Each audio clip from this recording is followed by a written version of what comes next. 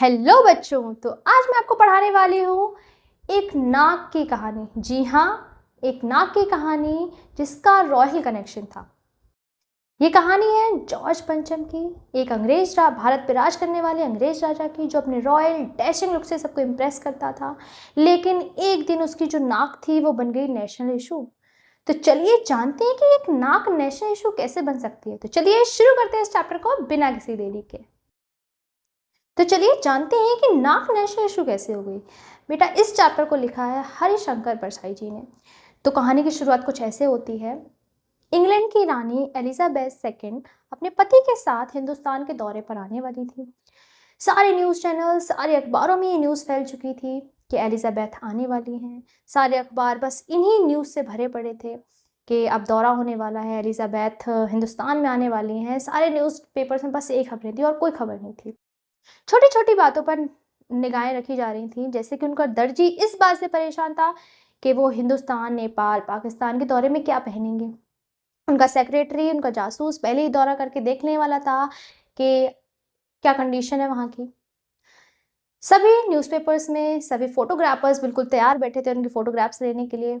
सब कुछ तैयार था। जो रोडें, हिंदुस्तान की जो रोडें गंदी पड़ी हुई थी वो बिल्कुल साफ हो चुकी थी। लेकिन वहीं पर एक नया इशू आ गया था। इशू क्या था कि नई दिल्ली में जो जॉर्ज पंचम की मूर्ति लगी हुई है उसकी नाक नहीं थी। सब बहुत परेशान थे कि जब एलिजाबेथ आएंगी तो जब वो इस मूर्ति को देखेंगी और जॉर्ज पंचम की नाक नहीं होगी तो ये तो देश के लिए शर्मिंदगी की बात होगी कि जॉर्ज पंचम की नाक नहीं है। सब सब जो राजनीतिक पार्टीज थी वो इस बात से परेशान थी, अब करें क्या। एलिजाबेथ दौरे पे आने वाली हैं और जो जॉर्ज पंचम उनकी तो नाक ही नहीं है, अब नाक कहाँ से लाई जाए।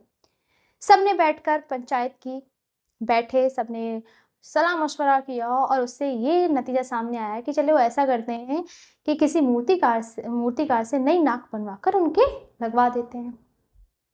सब इस बात से सहमत हुए। मूर्तिकार बुलवाया गया, उससे बोला गया कि इनकी नाक लगाओ। मूर्तिकार ने ये बोला कि मैं नाक तो लगा दूंगा, पर मुझे ये पता होना चाहिए कि ये कौन से पत्थर से बनी हुई मूर्ति है, कहाँ से वो पत्थर आया है जिससे कि मैं उस पत्थर से नाक बना सकूं। तो जितनी पुरानी फाइलें थीं, जितने कागज़ थे पहले के, जिस मूर्ति के बारे में जो कुछ था सब निकाला गया, लेकिन कहीं पर भी ये नहीं लिखा हुआ था कि वो मूर्ति किस पत्थर से बनी थी और पत्थर कहाँ से लाया गया था। अब सब बहुत परेशान हो गए कि अब पत्थर कहाँ से लाया जाए। तो मूर्तिकार ने फिर सलाह दी। उसने कहा कि चलो मैं एक काम करता हूँ, मैं हिंदुस्तान के सारे पहाड़ी इलाकों में जाता हूँ, सारे पत्थरों को देखता हूँ और ढूंढ कर लाता हूँ और उस इनकी मूर्ति के पत्थर को ढूंढ कर लाता हूँ। सब जो सब जो मंत्री थे उन्होंने इजाज़त दे दी कि ठीक है तुम ऐसा कर लो। वैसे ही मूर्तिकार क्या करता है, पहाड़ी इलाकों में चला जाता है, सारे पहाड़ छान मारता है, हर सब में ढूंढ डालता है इस पत्थर के बारे में, लेकिन कहीं पर भी उसको वो पत्थर मिलता ही नहीं है जिससे जॉर्ज पंचम की मूर्ति बनी हुई होती है। और वो वापस आके सीधा ये कह देता है कि अरे ये तो विदेशी पत्थर है, यहाँ है ही नहीं। अब सब बहुत परेशान हो जाते हैं कि अब क्या किया जाए।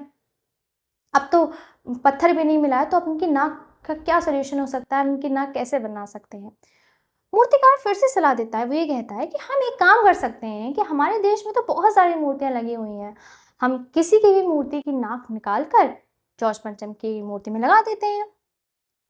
काफ़ी देर तक सभी से सलाह करने के बाद उसको ये परमिशन मिल जाती है। तो वो क्या करता है, सारे प्रदेशों का दौरा करना शुरू कर देता है। बिहार, उत्तर प्रदेश, राजस्थान, पंजाब, हर जगह वो जाता है, सब जगह वो ढूंढता है। आखिर में वो पंजाब पहुंचता है। वहाँ पर गांधी जी, तिलक, सुभाष चंद्र बोस, सबकी, चंद्रशेखर, सबकी वो नाकें देखता है। पर वो क्या पाता है कि कोई भी जो नाक होती है वो उनसे, जो जॉर्ज पंचम की नाक होती है उससे मैच ही नहीं खाती है, क्योंकि जो सारी नाकें होती हैं वो जॉर्ज पंचम की नाक से बड़ी होती हैं। जॉर्ज पंचम की जो नाक है वो छोटी होती है। फिर से अब ये इशू आ जाता है कि अब किसी मूर्ति की भी जो नाक है वो जॉर्ज पंचम की नाक से नहीं मिलती है। मूर्तिकार वापस आ जाता है और फिर से वही माहौल हो जाता है। सारे अखबारों में खबर फैल जाती है कि अरे मूर्ति के लिए तो नाक ही नहीं मिल रही है, नाक ही, जॉर्ज पंचम की मूर्ति पर अब तो नाक ही नहीं है, नाक नहीं लग पाएगी। मूर्तिकार हर जगह ढूंढ आया है, पत्थर ढूंढ आया है, पर कहीं पर भी उसको नाक नहीं मिल रही है। सारी जो राजनीतिक पार्टी थी वो भी परेशान थी, क्योंकि अब टाइम नहीं बचा था, एलिजाबेथ दौरे के लिए आने वाली थी, और जब वो जॉर्ज पंचम की मूर्ति पर नाक नहीं देखेंगी तो देश का बहुत ही गलत इंप्रेशन पड़ने वाला है। तो क्या होता है कि अब मूर्तिकार फिर से एक बहुत ही ज़्यादा शॉकिंग आइडिया देता है। आइडिया क्या होता है? वो कहता है कि इतने 40 करोड़ लोग हैं हमारे देश में, किसी ना किसी की तो नाक मैच हो ही जाएगी जॉर्ज पंचम से।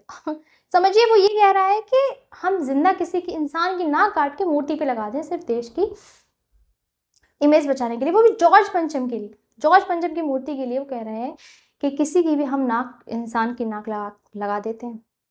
काफ़ी देर इस पर सलाह होती है और उसको इस चीज़ की भी परमिशन मिल जाती है कि ठीक है चलो यही करते हैं, किसी की भी जिंदा इंसान की नाक निकाल कर उसको लगा देते हैं। पर अब क्या होता है, नाक लगाने से पहले ही सारे अखबारों में खबर फैला दी जाती है कि नाक का इशू सॉल्व हो गया है, नाक मिल गई है, अब जॉर्ज पंचम की नाक लगने वाली है। लेकिन वहाँ कुछ भी ये नहीं बताया जाता है कि जिंदा इंसान की नाक लगने वाली है, जॉर्ज पंचम की अब जिंदा नाक लगेगी, कुछ नहीं बताया जाता है। नाक लगाने से पहले वहाँ पे सारे जो सैनिक लगा दिए जाते हैं हथियारों के साथ, कि कोई वहाँ पे एंट्री ना ले पाए। वहाँ के तालाब सब सुखा दिए जाते हैं, उनमें दोबारा से फ्रेश पानी भरा जाता है और वहाँ पे साफ सफाई की जाती है, जिससे कि नाक जो है ना वो जल्दी ना सूखे, क्योंकि रियल नाक है वो तो ख़राब हो ही जाएगी कुछ टाइम बाद। तो बिल्कुल साफ़ कर दिया जाता है जिससे कि पता ना चले कि वो रियल नाक है और वो सूखे ना। वहाँ पर बिल्कुल साफ़ सफाई कर दी जाती है और जो मूर्तिकार होता है वो उस पर रियल नाक लगा देता है काट के।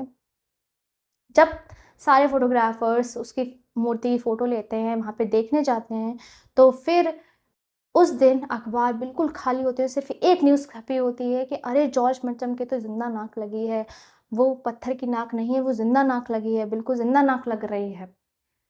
तो इस चैप्टर में बताया गया है कि देश को बचाने के लिए क्या क्या राजनीतिक जो, कैसे ये राजनीतिक इशू बन गया, कैसे नेशनल इशू बन गया एक नाक बस, जिसकी वजह से नकली, जो असली इंसान की जो नाक थी वो जॉर्ज पंचम की नकली मूर्ति पर लगानी पड़ी थी।